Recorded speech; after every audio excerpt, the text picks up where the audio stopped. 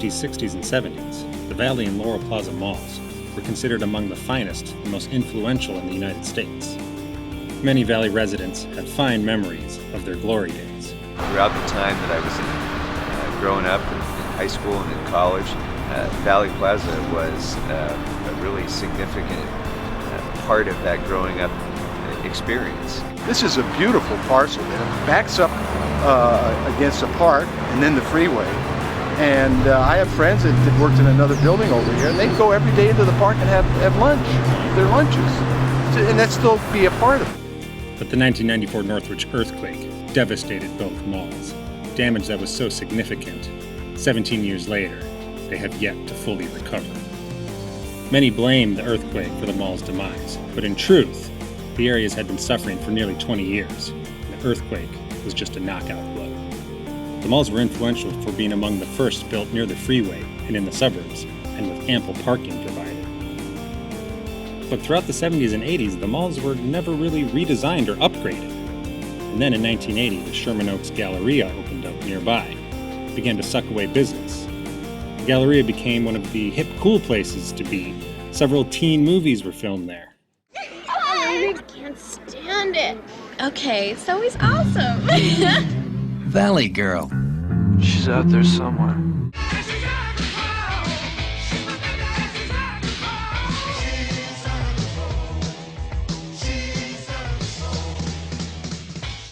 The Galleria was also built within a stone's throw of the 101 and 405 freeway interchange, one of the busiest in the entire country, if not the world. It and other malls like it started to build upon the ideas that were first brought forward by the Valley and Laurel Plaza malls. Then the Sherman Oaks Fashion Square Mall, which was built in 1968, also began to gain in popularity and compete not with the Valley Plaza Mall, but with the Galleria. The plazas were never really upgraded or modernized. They remained unchanged and began to become somewhat unhip and forgotten. Little by little, and this is all of a sudden we've got the Fashion Square in Sherman Oaks was a major outdoor mall, and then the Galleria, and then the Glendale Galleria, and this area didn't really improve. Little by little, pulled people away, and all of a sudden, let's drive to the new Glendale Galleria. Let's drive to the Sherman Oaks Fashion Square, and this little by little got run down. By the time the earthquake hit, I was one of the regulars who was out of this shopping pattern. So You didn't come here either? I didn't come here anymore. And I honestly I didn't come to see what happened. By the time the earthquake hit, even though I only lived 5 miles away in Studio City, the shopping pattern had changed. It was the Sherman Oaks Galleria, the Sherman Oaks Fashion Square, the Glendale Galleria, and to add it to the pool was also over the hill. Then there was the Grove, Beverly Center, so there was a lot of choices. So why would you, except for the convenience, why would you go to an area that was getting run down when you can go to all the new latest things? That was part of what happened at Valley Plaza. We saw so many other newer malls popping up in the area. The Galleria, the Fashion Square, more recently the Empire Center in Burbank, and other places like that created competition that wasn't there before, and they were the next new thing. So a lot of business went there.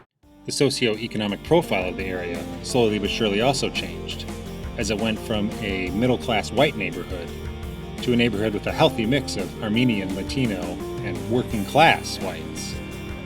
Paul Krikorian represents the area and is the first Armenian American ever elected to the Los Angeles City Council. His office is also located right across the street from Valley Plaza. The perfect location, I think, to service constituents, being that this is right at the corner of Laurel Canyon and Victory, two of the major throughways, major boulevards, legendary boulevards of the San Fernando Valley. And that's really what makes Valley Plaza such a great opportunity too, to have this location, essentially a blank slate to be drawn upon, is really a once-in-a-lifetime kind of opportunity for a development to take place. I mean, North Hollywood, again, shares many of the characteristics of an inner-ring suburb. It's an area that has experienced a lot of white flight. I think that as white flight occurred and the opening of competing shopping malls, such as the Sherman Oaks Fashion Square and Panorama Mall, really, they were indoor malls that really hurt Valley Plaza. The May Company was closed for around a year after the earthquake, and the attached Laurel Plaza Mall, which was home to a beloved skating rink, was torn down and never rebuilt. Today it is one large, empty parking lot, big enough to fill several football fields in. The Galleria also suffered significant damage, and many shops closed. By 1999, the entire mall was shuttered, but it was rebuilt in 2002. The Fashion Square Mall also suffered damage, but it was completely remodeled in 1996 and thrives today. Not long after the earthquake, the plazas were declared a project area of the Community Redevelopment Agency. Like the malls in Sherman Oaks, many expected the area to be redeveloped quickly. Around the same time, construction on the NoHo Arts District began, a project which has just now entered its final phase, with the construction of the Laemmle movie theater that will go next to Phil's Diner. While it took some time, many consider the NoHo Arts District a grand success of the CRA. Come back for part 3, NoHo versus Valley Plaza, a tale of 2 North Hollywood neighborhoods, and a tale of 2 CRA development zones. We are really very pleased with the success we have had in North Hollywood, and like I said, we are hoping to repeat that in Laurel Canyon. But again, Laurel Canyon is a very different project area, even though it's sort of, a part of the greater North Hollywood area.